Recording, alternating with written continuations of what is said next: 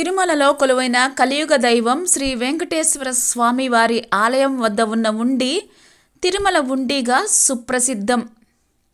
వడ్డికాసులవాడు ఆపద మొక్కులవాడు అని పేరు పొందిన తిరుమల వెంకటేశ్వరునికి భక్తులు ధన కనకాదులను మొక్కుకొని వాటిని తీర్చుకునేందుకు వచ్చి ఉండిలో వేస్తారు. ప్రపంచవ్యాప్తంగా వాటికన్ తర్వాత అంతటి ఆదాయం కలిగిన ప్రార్థనా స్థలం తిరుమల.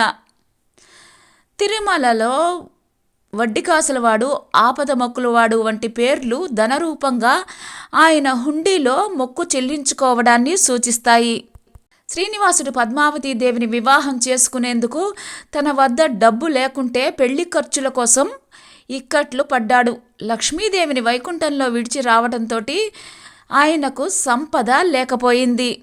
పెళ్లికి అవసరమైన డబ్బు కుబేరుడు వెంకటేశ్వర స్వామికి అప్పు ఇచ్చాడు. ఆ బాకీని తీర్చలేదు. ఏటేటా వడ్డీ మాత్రం తీరుస్తున్నాడు. ఆ వడ్డీ డబ్బును ఈ హుండీ సొమ్ములో నుంచే ఇస్తున్నాడు.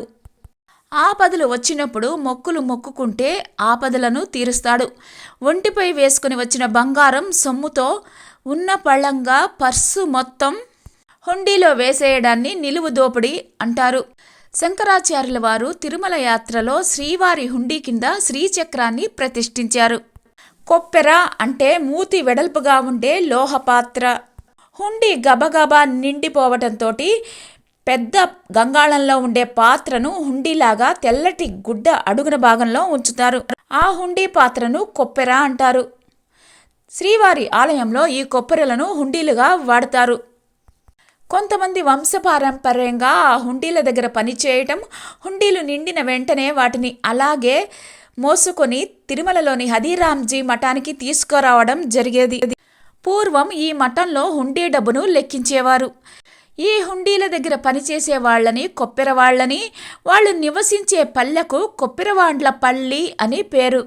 హుండీలో భక్తులు వేసిన డబ్బును నగలను వేరు చేసి లెక్కించే దేవస్థానం ఖజానాకు పంపించే తంతును పరకామణి అంటారు. ఇది 2 విడతలుగా జరుగుతుంది. ఉదయం, మధ్యాహ్నం. రాత్రి నిద్రించిన హుండీని తోకముళ్ళ అంటారు. కొప్పెరలో విదేశీ కరెన్సీ నాణ్యాలు కూడా భక్తులు వేస్తుంటారు. హుండీ ద్వారా వచ్చే పట్టు వస్త్రాలను తమ పరిధిలోని ఆలయాలలో కావలసిన సేవలకు ఉపయోగిస్తారు. అలా ఉపయోగించలేకపోయిన పట్టు వస్త్రాలను, నగలను, బంగారు వస్తువులను, వజ్రాలు పొదిగిన ఆభరణాలను వేలం వేస్తారు. విలువైన నాణ్యమైన వాటిని శ్రీవారి ఖజానాలో భద్రపరుస్తారు.